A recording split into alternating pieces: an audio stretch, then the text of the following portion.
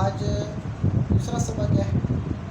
کل کے سبق میں ہم نے تعارف پڑھا تھا، ٹھیک ہے، اس کتاب کا کہ ہم یہ کتاب یہ کورس کیوں کرنا چاہتے ہیں۔ پہلا مقصد ہمارا کل ذکر کیا تھا کہ اللہ تعالیٰ کی رضا ہو، اللہ ہم سے راضی ہو جائے، اور دوسرا مقصد یہ ہے کہ قرآن پاک کا ترجمہ جو ہے نا وہ ہم خود سے کر سکیں، ٹھیک ہے۔ انشاءاللہ اس مختصر کورس کے بعد آپ کافی حد تک ترجمہ خود کر لیں گے۔ اور اس میں ہم نے ایک بات جو اہم بات نوٹ کی تھی وہ یہ تھی کہ اس کتاب کے اندر جو الفاظ دیے گئے عربی کے ساتھ ان کی میننگز بھی ہیں، اگر آپ ان کو بھی یاد کریں تو یہ آپ کے لیے کافی نہیں ہے، وہ آپ یاد کریں، لیکن اس کے ساتھ ضروری یہ ہے آپ کم از کم کوئی قرآن پاک کا ایک رکوع جو ہے وہ گھر بیٹھ کر ترجمے کے ساتھ پڑھیں، تاکہ زیادہ سے زیادہ الفاظ آپ کے ذہن میں آئیں۔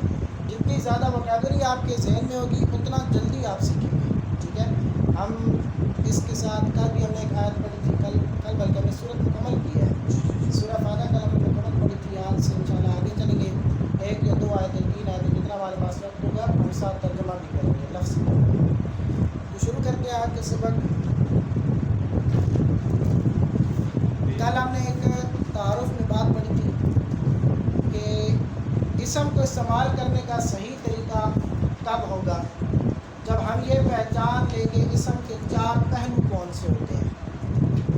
ابھی آپ میری طرف توجہ کریں پھر آپ کو بتائیں۔ اسم کے چار پہلوؤں کو سب سے پہلے یہ ہم نے نوٹ کرنا ہوگا۔ جب ہمیں یہ چار پہلو اسم کے سمجھ آ جائیں گے پھر ہم اسم کو کسی بھی جملے میں یا بات میں ہم آسانی سے درست طریقے سے استعمال کر سکتے ہیں۔ تو وہ چار پہلو کیا تھے؟ پہلا پہلو تھا اس میں حالت، کہ وہ اسم کس حالت میں ہے، ٹھیک ہے۔ حالت، یہ تین حالتیں ہوتی ہیں اسم کی، وہ آگے ہم پڑھیں گے، باقاعدہ اس کا الگ الگ چیپٹر دیا ہوا ہے۔ وہ چار پہلو اور چاروں پہلوؤں کا الگ الگ چیپٹر ہے، لیکن ابھی فی الحال یہ نوٹ کریں کہ اسم کو صحیح استعمال کرنے کے لیے پہلا جو پہلو ہے اسم کو پہچاننے کا وہ کیا ہے؟ حالت۔ یہ اسم کس حالت میں ہے، کیونکہ حالت جیسی چینج ہوگی اسم کا مطلب چینج ہوگا، جملے میں اس کا استعمال چینج ہوگا۔ دوسری چیز ہے جنس، کہ مذکر ہے یا مؤنث ہے، جینڈر جس کا آپ کہتے ہیں۔ تیسری چیز ہے عدد، ٹھیک ہے، وہ اسم واحد ہے، مثنیٰ ہے یا جمع ہے۔ ویسے واحد جمع ہے، مثنیٰ یا الگ چیز ہوتی ہے عربی میں، وہ آگے جا کے سمجھاتا ہوں۔ اور چوتھی چیز ہوتی ہے اتصال۔ یہ چار پہلو اگر آپ کو سمجھ آ گئے اسم کے اندر تو کسی بھی جملے میں اسم کا استعمال درست طریقے سے آپ کر سکتے ہیں، ٹھیک ہے۔ پھر ہم نے کل پڑھے تھے ڈیفینیشنز، اسم کی تعریف ہم نے پڑھی تھی۔ اسم کی تعریف ہم نے یہ پڑھی تھی کہ کسی بھی چیز، جگہ یا آدمی کا نام یا کسی کی اچھائی یا برائی، صفت جسے آپ کہتے ہیں، یہ سب کیا ہے؟ اسم، ٹھیک ہے۔ کسی چیز کا نام کرسی، یہ اسم ہے۔ کسی جگہ کا نام مکہ، یہ کیا ہے؟ اسم ہے۔ کسی آدمی کا نام عامر، یہ کیا ہے؟ اسم ہے۔ جیسے آپ کا نام عبد الرحمن، وحید، یہ کیا ہے؟ یہ سب اسم ہے۔ کسی کی اچھائی ہے، ایک لفظ ہے عربی میں طیب، طیب کا معنی ہوتا ہے اچھا، تو یہ بھی کیا ہے؟ اسم ہے، اچھائی ہے، کسی طرح کی برائی ہے تو وہ بھی کیا ہے؟ اسم ہے۔ اس کے علاوہ ہم نے اسم میں ایک اور چیز پڑھی تھی، اس میں مصدر، یہ تو ہو گیا نا سمپل اسم، ایک ہوتا ہے اس میں مصدر۔ مصدر کیا ہوتا ہے؟ کہ اس میں کام ہوتا ہے، کوئی بھی کام، ٹھیک ہے، کام ہوتا ہے لیکن زمانہ نہیں ہوتا۔ جیسے آپ پڑھے ہوئے اسکول کے اسٹوڈنٹ، آپ کو پتہ ہے جس میں ٹینس نہیں ہوتا، ورب ہوتا ہے وہ لیکن ٹینس نہیں ہوتا، تو وہ کیا ہوتا ہے اس میں؟ مصدر۔ مثال کے طور پہ ایک ورب ہے لکھنا، کام ہے نہیں، یہ لکھنا، آپ لکھ رہے ہیں، کام کر رہے ہیں۔ اسی طرح کھیلنا، یہ بھی کیا ہے؟ کیا ان دونوں لفظوں میں ٹینس ہے، زمانہ ہے، ماضی، حال یا مستقبل، پاسٹ پریزنٹ یا فیوچر ہے اس میں، اس کو ہم کیا کہیں گے؟ اس میں مصدر، کیا کہیں گے؟ اس میں مصدر۔ اب آپ دیکھیں دوسری چیز کل ہم نے پڑھی تھی فعل، یہ میں اس لیے دہرا رہا ہوں، یہ جو کل اسٹوڈنٹ نہیں آتے تاکہ ان کے دل میں آ جائے خلاصہ۔ فعل کیا ہوتا ہے کہ اس میں کام ہوتا ہے، ٹھیک ہے، لیکن ساتھ میں زمانہ بھی ہوتا ہے، ٹھیک ہے، ماضی، حال یا مستقبل، تینوں زمانوں میں سے کوئی زمانہ بھی ہوتا ہے۔ مثلا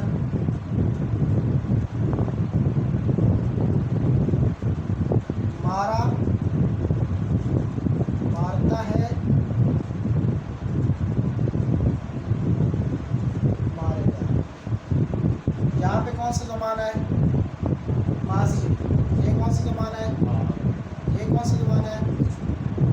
یہ کیا ہو گیا؟ فعل۔ جس میں کوئی زمانہ موجود ہو وہ کیا ہوتا ہے؟ فعل۔ تیسری چیز ہم نے پڑھی تھی ڈیفینیشن، حرف۔ حرف کیا ہوتا ہے؟ اس کا اپنا کوئی میننگ نہیں ہوتا، ٹھیک ہے، اس کا اپنا کوئی میننگ نہیں ہوتا، واضح مطلب ہوتا ہے لیکن واضح نہیں ہوتا۔ مثلا ایک لفظ ہے من، من کا معنی کیا بتایا تھا؟ سے۔ من کا معنی کیا ہے؟ سے۔ آپ کو مطلب سمجھ آ رہا ہے؟ اس کا واضح مطلب ہے سے، کوئی بندہ کہے سے، سمجھ آئے گا؟ نہیں آئے گا۔ اس کو سمجھنے کے لیے، میننگ کو واضح کرنے کے لیے ہمیں ایک اور لفظ کی ضرورت ہے۔ حرف کیا ہوتا ہے کہ جس کا واضح مطلب سمجھنے کے لیے ایک اور لفظ کی ضرورت ہے۔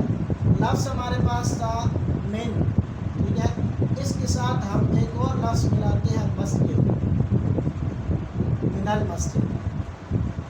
اب معنی کیا ہوگا؟ مسجد سے۔ اب مطلب واضح ہو گیا، یعنی حرف وہ کلمہ ہے، وہ لفظ ہے کہ جس کا مطلب واضح کرنے کے لیے ہمیں ایک اور لفظ کی ضرورت ہوتی ہے۔ اس کے علاوہ کئی مثالیں اور بھی آپ کو ملیں گی۔ آج آگے چلتے ہیں جی۔ کل ہم نے پڑھا تھا کہ اسم کے صحیح استعمال کے لیے پہلی کون سی چیز ہمیں چاہیے؟ حالت۔ آج ہم حالت کے بارے میں گفتگو کریں گے۔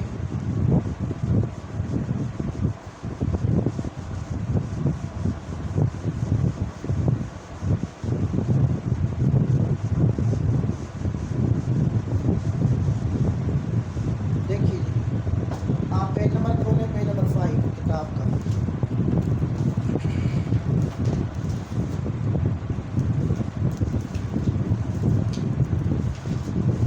سب سے پہلے ہم ساتھ ساتھ ریڈنگ بھی کریں گے۔ پیج نمبر 5 آپ کھول لیں، 2.1 ہے جی۔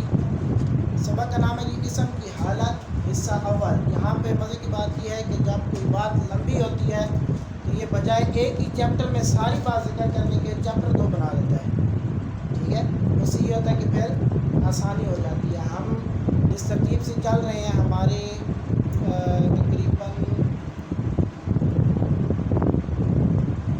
ایک سبق جو ہے نا وہ 2 دن ہم کر سکتے ہیں۔ جس طرح ہمیں ترتیب بنا کر دی گئی ہے، ایک چیپٹر جو ہے وہ ہم 2 دن میں کر سکتے ہیں۔ اس طرح یہ کیا ہے کہ جب دیکھیں کہ اگر ایک دن میں ہو گیا تو ہم انشاءاللہ آگے بھی چلیں گے، تو یہ آپ پہ ڈیپینڈ کرتا ہے۔ دیکھیے جی، کسی بھی زبان میں کوئی اسم جب گفتگو یا تحریر میں استعمال ہوتا ہے تو وہ 3 حالتوں میں سے کسی ایک میں ہی استعمال ہوتا ہے، چوتھی حالت میں ہوتی ہے۔ یہ بات آپ نوٹ کریں۔ آپ کل سے اگر آپ کی کتاب خرید لیں تو اپنے پاس ہائی لائٹ لیں، جب یہ بات ہوگی تو آپ کو نشان ہوگا، ٹھیک ہے۔ یہ بات نوٹ کرنے والی ہے کہ کوئی بھی اسم کسی گفتگو یا تحریر میں کتنی حالتوں میں ہوتا ہے؟ 3 حالتوں میں ہوتا ہے۔ یا تو اس عبارت میں فاعل کے طور پر ہوگا۔ آج ہم پڑھ رہے ہیں اسم کی حالت۔ کسی بھی گفتگو یا تحریر میں کتنی حالتیں ہوتی ہیں؟ 3 حالتیں ہوتی ہیں۔ یا تو وہ ہوگا فاعل،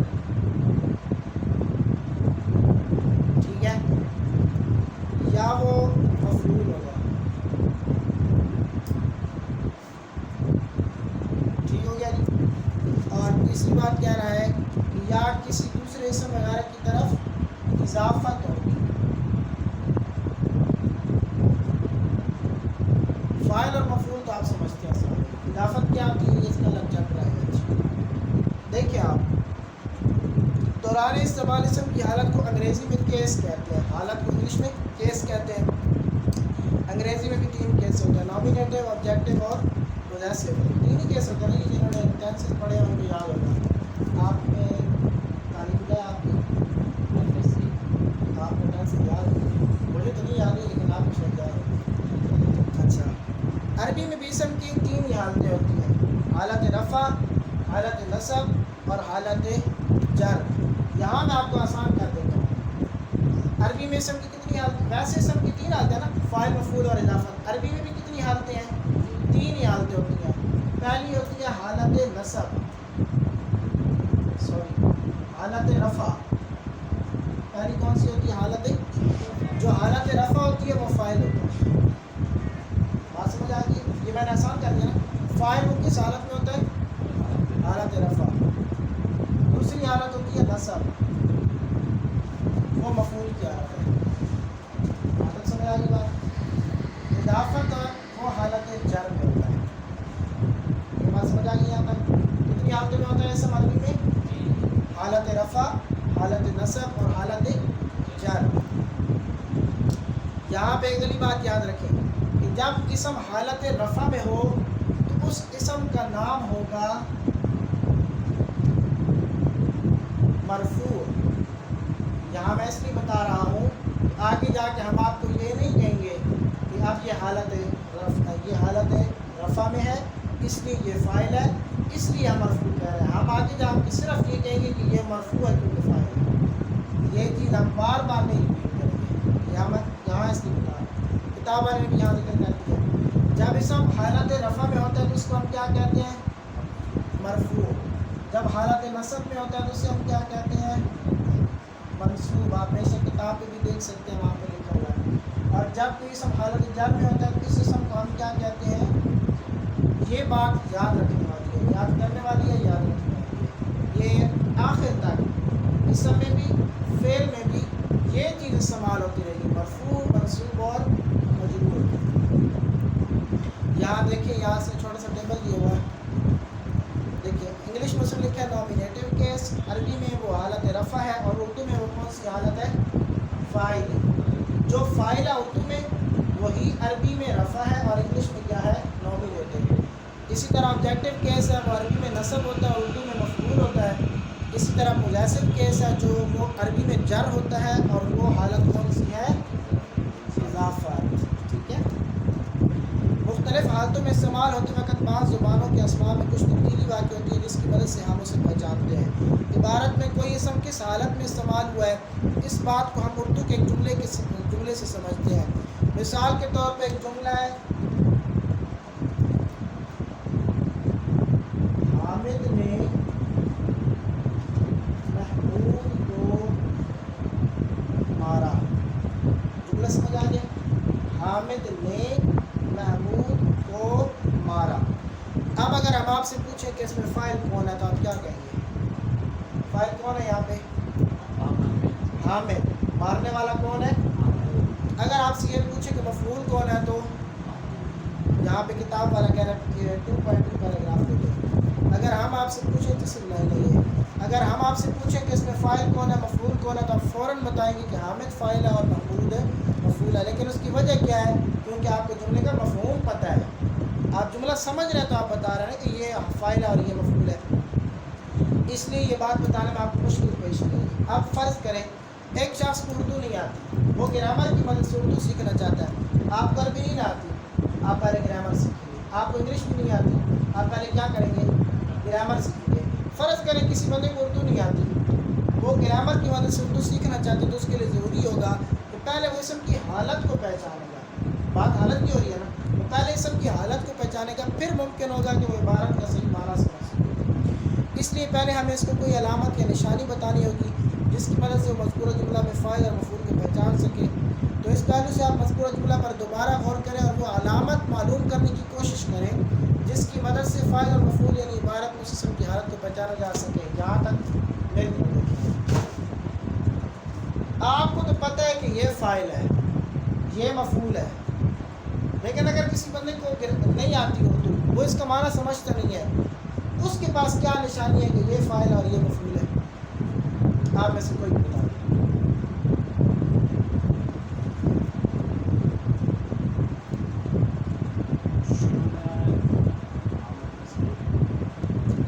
دیکھیں رکھ دیا اس لیے نے اور کو یہ علامتیں ہیں۔ اس نے سے پتہ چلا کہ یہ فاعل ہے، کام کرنے والا ہے، اس کو سے پتہ چلا کہ اس پر کام ہوا ہے، یہ مفعول ہے۔ بات سمجھ آئی؟ اب اگلا پیراگراف دیکھیں۔ جو طلبہ اس کوشش میں ناکام رہے ہیں ان کی مدد کے لیے اس جملہ میں تھوڑی سی تبدیلی کر دیتے ہیں، آپ اس پر دوبارہ غور کریں۔ حامد کو محمود نے مارا۔ اب آپ آسانی سے بتا سکتے ہیں کہ اردو میں زیادہ تر فاعل کے ساتھ نے اور مفعول کے ساتھ کو لگا ہوا ہوتا ہے۔ آپ سمجھ آئے گی بات؟ اب اس طرح یہ بھی سمجھیں کہ اردو میں حالت اضافی میں زیادہ تر اسماء کے درمیان کا یا کی لگا ہوتا ہے۔ یہ تو کی دو حالتیں، فاعل اور مفعول۔ تیسری ہوتی ہے حالت اضافت۔ اضافت میں کیا علامت ہوگی؟ جملہ کے درمیان کا یا کی لگا ہوگا، ٹھیک ہے؟ جیسے مثلا لڑکے کا قلم اور لڑکے کی رائٹنگ سمجھ آ رہی ہے؟ مشکل تو نہیں پیش آ رہی ہے؟ دیکھیں اضافت کی نشانی کیا ہے؟ جملے کے درمیان کیا لگا ہوتا ہے؟ کا یا کی۔ مثال کے طور پہ لڑکے کا قلم اور لڑکے کی کتاب۔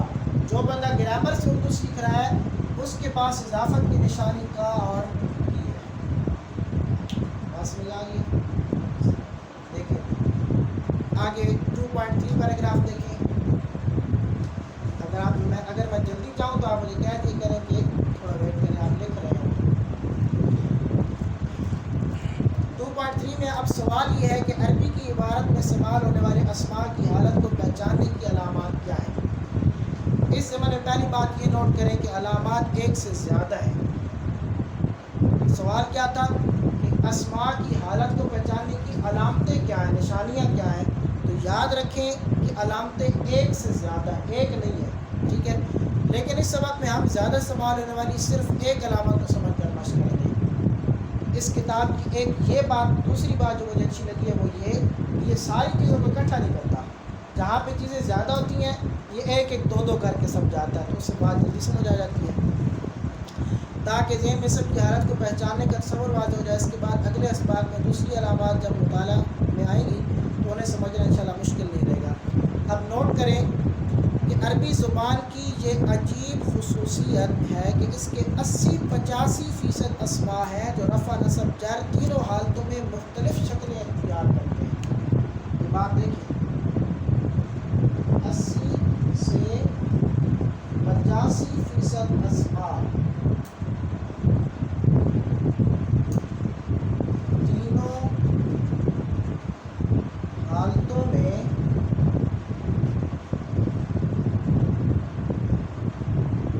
تبدیل ہوتے ہیں۔ آگے پیراگراف پڑھیں پھر سمجھاتا ہوں۔ اس سے آپ کے ذہن میں یہ بات ہے کہ اس طرح ترقی بڑی مشکل زبان ہوگی جس میں ہر اسم کے لیے ایک کے بجائے 3 اسم یعنی 3 لفظ یاد کرنا پڑیں گے۔ یہاں میں اپنی ایک بات ایڈ کر رہا ہوں۔ کتاب والا کہہ رہا ہے کہ آپ کے ذہن میں بات آ رہی ہے، شاید سچ میں آپ کے ذہن میں بات آ رہی ہو کہ 80 سے 85% اسماء تینوں حالتوں میں چینج ہو رہے ہیں، پھر آپ کو ہر حالت کا الگ لفظ یاد کرنا پڑے گا، یہ تو بڑا مشکل کام ہے۔ لیکن میں اپنی بات یہ ایڈ کرنا چاہتا ہوں کہ یہ سب سے آسان کام ہے۔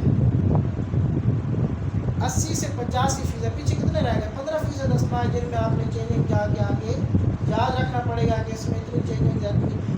یہ جو چیز ہے 80 سے 85% اسماء، اس کا تینوں حالتوں میں چینج ہونا یہ سب سے آسان بات ہے۔ یہ آپ آگے جائیں گے تو انشاءاللہ میری بات کی آپ تائید کریں گے۔ دیکھیں مگر اس وہم کی بنا پر گھبرانے کی ضرورت نہیں ہے۔ حقیقت یہ ہے کہ ایک قسم کے لیے ایک ہی لفظ یاد کرنا پڑتا ہے۔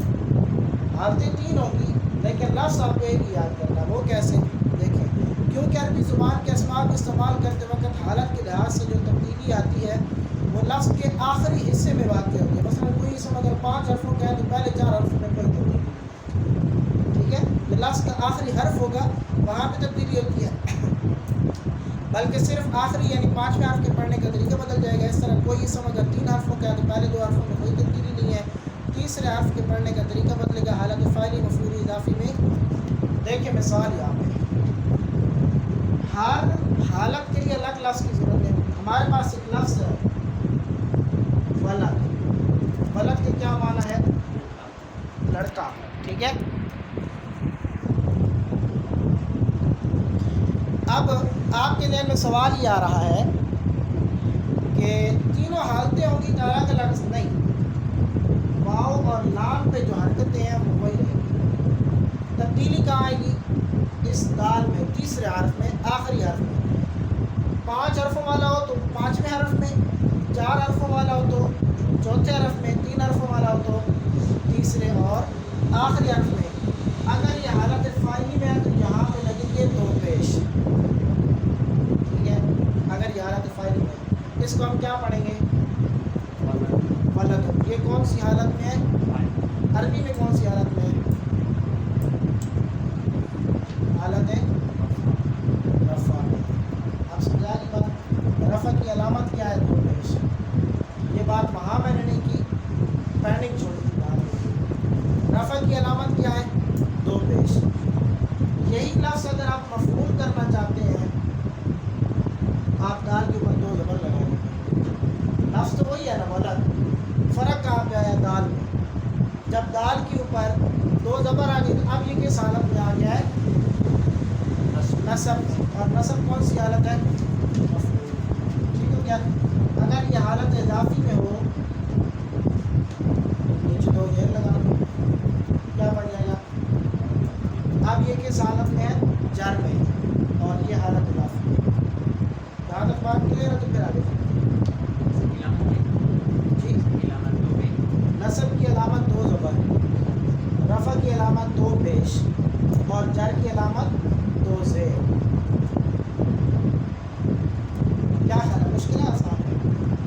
لفظ تو وہی ہے نا، صرف علامتیں حرکتیں چینج ہوئی ہیں، پیش، زبر اور زیر کا فرق آیا ہے تو اسم کی حالت چینج ہو گئی ہے۔ اب اسم کو پہچاننے کا طریقہ کیا ہے؟ جب فاعل ہوگا تو 2 پیش ہوں گے، جب مفعول ہوگا تو 2 زبر ہوں گے، جب اضافت میں ہوگا تو 2 زیر ہوں گے۔ تھوڑا سا آگے پڑھی جی، پڑھتے ہیں 5 منٹ۔ ابھی ہم نے پڑھا ہے کہ عربی کے تقریباً 80-85% اسماء کا آخری حصہ رفع، نصب اور جر تینوں حالتوں میں تبدیل ہوتا ہے۔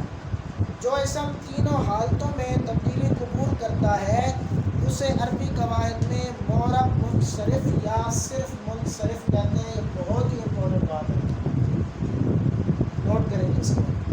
80-85% اسماء تینوں حالتوں میں تبدیل ہوتے ہیں، ان کو ہم کہتے ہیں منصرف۔ کیا کہتے ہیں جی؟ منصرف۔ اب یہاں یہ بات کیوں میں نے کہا بہت امپورٹنٹ ہے، آگے جا کے جب بھی کوئی اسم آئے گا نا تو تینوں حالتوں میں چینج ہو رہا ہوگا، ہم کہیں گے یہ اسم منصرف ہے، یہ اسم کیا ہے؟ منصرف ہے۔ ہم بار بار نہیں بتائیں گے آپ کو کہ تینوں حالتوں میں تبدیل ہو رہا ہے، تو آپ کو پتہ ہونا چاہیے کہ منصرف کون سا اسم ہوتا ہے جو تینوں حالتوں میں تبدیل ہو۔ تو یہ کیا ہے؟ یہ منصرف ہے نا، اسم ولد کیا ہے؟ منصرف ہے، تینوں حالتوں میں چینج ہوا، ولد ولدن ولدن، یہ کیا ہو گیا؟ منصرف ہو گیا۔ اس کی پہچان کا طریقہ یہ ہے کہ اس کے آخری حرف پر تنوین آتی ہے، یہ اس کی دوسری پہچان ہے۔ پہلی پہچان کیا ہے کہ تینوں حالتوں میں چینج ہوتا ہے۔ پھر اس کی آسان پہچان کیا؟ منصرف کون ہوتا ہے؟ جس کے آخر میں کیا آ رہی ہو؟ تنوین آ رہی ہو، ٹھیک ہے؟ یہ تنوین جو ہے یہ منصرف کی علامت ہے، یعنی حالت رفع میں 2 پیش، حالت نصب میں 2 زبر اور حالت جر میں 2 زیر۔ اس معرب منصرف کی آگے مثالیں وہ دے رہا ہے۔ یہاں تک ہے سبق سمجھ آ گیا؟ سب سے پہلے ہم نے پڑھا کہ سب کتنی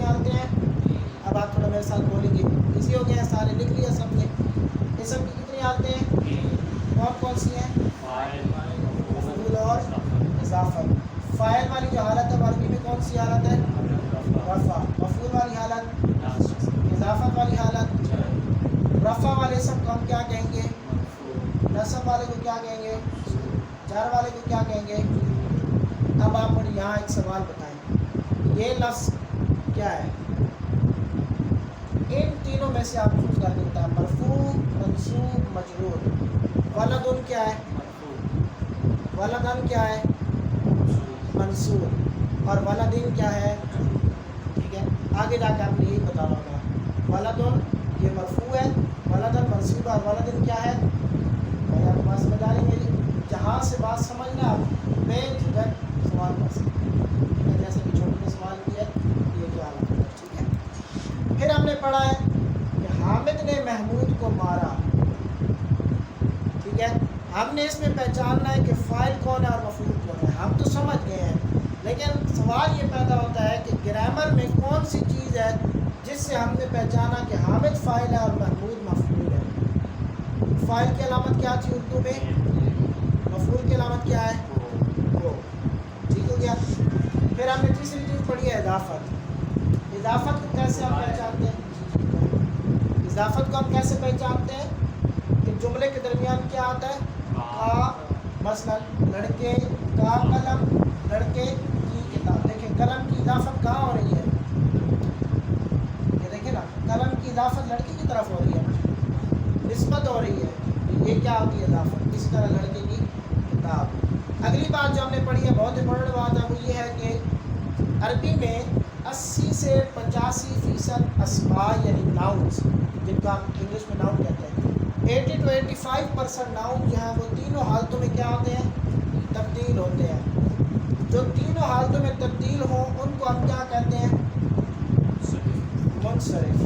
ٹھیک ہے، مثال اس کی ولد ہے، ولدن، ولدن، ولدن، تینوں حالتوں میں چینج ہوا، اس کو ہم کہتے ہیں منصرف. اور اس کی دوسری نشانی کیا ہے؟ تنوین. تنوین کیا ہوتی ہے؟ یہ بات نوٹ کر لیں، یہ تنوین ہے جی. دو زبر، دو زیر، دو پیش کو کیا کہتے ہیں جی؟ یہ تجوید کا سبق ہے، لیکن آپ یہاں پہ یاد کریں. ٹھیک ہے، دو زبر، دو زیر، دو پیش کو کیا کہتے ہیں؟ یہاں پہ دیکھیں، دو پیش، دو زبر، دو زیر، وہی چیز آ گئی نا. تنوین کس کی علامت ہے؟ میرا خیال ہے مشق کل پہ چھوڑیں گے. ٹھیک ہے، کل میں تھوڑا سا جائزہ لوں گا، آپ سے پوچھ لوں گا کہ کل ہم نے کیا پڑھا تھا. آپ تھوڑا سا اس کو دیکھ بھی لیں آنے سے پہلے، تو اس کے بعد پھر مشق کریں گے. مشق میں انشاءاللہ آپ کو بہت سی چیزیں اور بھی کلیئر ہو جائیں گی. آج کا سبق عربی والا یہاں پہ